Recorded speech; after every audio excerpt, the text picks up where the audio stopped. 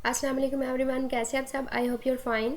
आज की वीडियो में हम CS 506 का लेक्चर नंबर 6 देखेंगे। कौन सी वो इंपॉर्टेंट चीज़ें हैं लेक्चर नंबर 6 में जो कि पेपर में MCQs और शॉर्ट क्वेश्चन के तौर पर आ सकती हैं। सो अगर अभी तक आप लोगों ने मेरे चैनल को सब्सक्राइब नहीं किया तो प्लीज़ जल्दी से चैनल को सब्सक्राइब करें और साथ लगे बेल आइकन पर भी क्लिक करें ताकि जितनी भी मेरी इनकमिंग वीडियो उनको नोटिफिकेशन आपको फौरी मिल सके। So let's go our topic. हमारे लेक्चर नंबर 6 में जो है कलेक्शन से रिलेटेड है।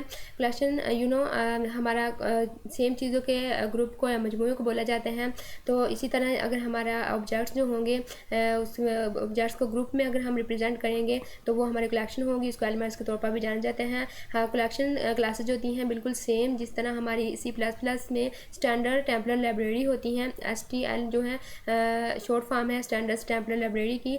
C++ के अंदर बिल्कुल कलेक्शन क्लासेज उसी तरह ही काम करती हैं। और इसका सबसे बड़ा फ़ायदा जो होता है कलेक्शंस का ओवर एन अरे ये होता है कि इसमें हमें जो है साइज़ जो है जानने की ज़रूरत नहीं होती जब हम ऑब्जेक्ट्स वगैरह जो हैं इसमें ऐड करवा रहे होते हैं। उसके बाद हमारे पास है कलेक्शन डिज़ाइन किस तरह से होते हैं। जिस तरह से हमारी बाकी क्लासेस जो हैं सेम मेथड हमें प्रोवाइड करती हैं लाइक गेट साइज़ वगैरह का। उसके बाद उसके रिटर्न करवाए जाते हैं ऑब्जेक्ट को स्टोर करवाने के लिए। फिर देखा जाता है कि कलेक्शन जो ऑब्जेक्ट जो है वो कलेक्शन पर मुश्तमिल है या नहीं है। तो जो है जावा कलेक्शंस के अंदर इस तरह की कोई चीज़ नहीं है। इसमें हर किस्म के जो हैं ऑब्जेक्ट्स जो हैं स्टोर करवाए जाते हैं। और उसके बाद जो है बिल्कुल सेम जैसे सी के अंदर हम वर्ल्ड स्टार तमाम स्टार जो हैं वो आल के लिए यूज़ होते हैं तो उसी तरह हम कलेक्शंस के लिए भी यूज़ करते हैं।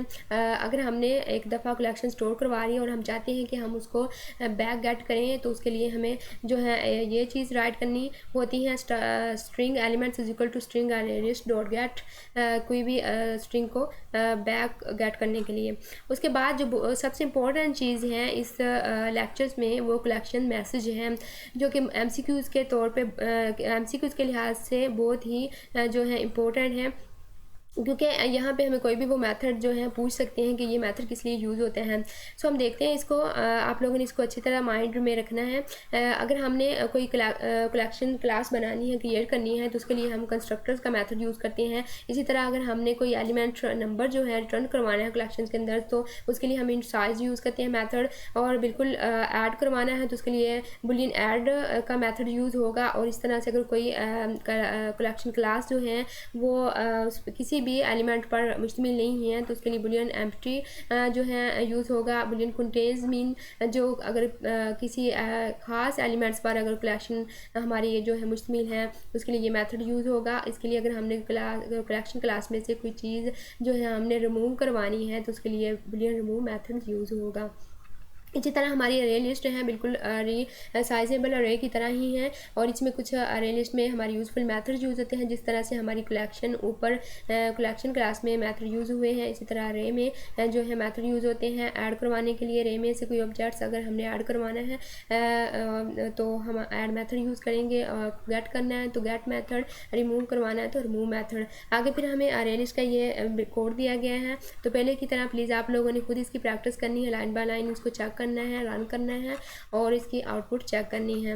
उसके बाद हमारी हैश मैप है। हैश मैप में हमारे वो एलिमेंट स्टोर होते हैं की वैल्यू जो है पेयर फॉर्म में एलिमेंट स्टोर करवाए जाते हैं। और यहाँ पे हर ऑब्जेक्ट्स का अपनी यूनिक की होती हैं जो कि एसोसिएट होती हैं ऑब्जेक्ट्स के साथ।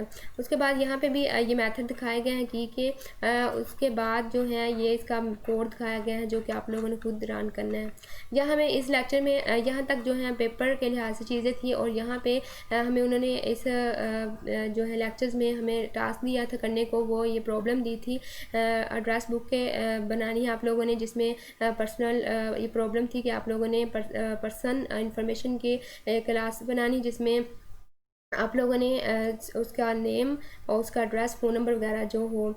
तो यहाँ पे एड्रेस बुक में कुछ वार्निंग दी कि आप लोगों ने इसको यहाँ से कोड को कॉपी पेस्ट नहीं करना, अगर करेंगे तो वो एरर देगा तो आप लोगों को खुद राइट करना है।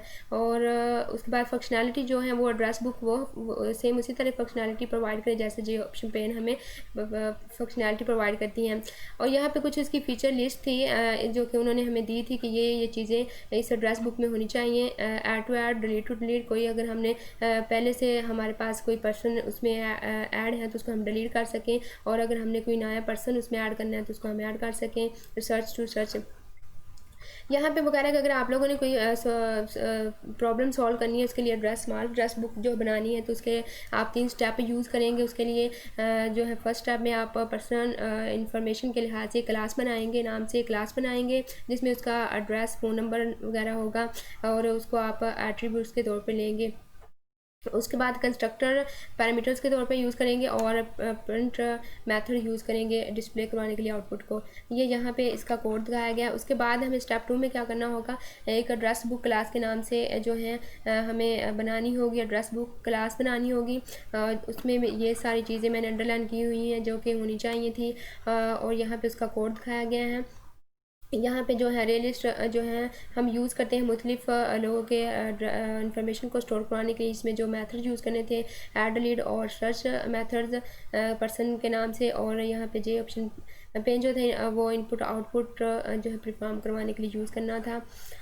ये इसका कोड है। उसके बाद थर्ड स्टेप जो था इसमें वो हमने टेस्ट क्लास बनानी थी जो कि बिल्कुल मेन मेथड होता है हमारा, और इसमें जो है स्विच सिलेक्शन स्ट्रक्चर यूज़ करना था GUI के लिए, ग्राफिकल यूज़र इंटरफेस बनाने के लिए, और एड्रेस बुक क्लास लास्ट पे कॉल करवाएंगे इस मेथड से। तो जो है हम कंपाइलर और एग्जीक्यूट करने के बाद ये हमारा काम कंप्लीट हो जाएगा। जो सुबह हम लेक्चर नंबर 7 देखेंगे। ये थी आज की छोटी सी वीडियो। उम्मीद है आप लोगों को अच्छी लगी होगी। अगर ज़्यादा अच्छी लगी हैं तो कमेंट बॉक्स में बताना है कि कितनी अच्छी लगी हैं, और अपने फ्रेंड्स के साथ इसको ज़्यादा से ज़्यादा शेयर करना। और thanks for watching my video and अल्लाह हाफिज़।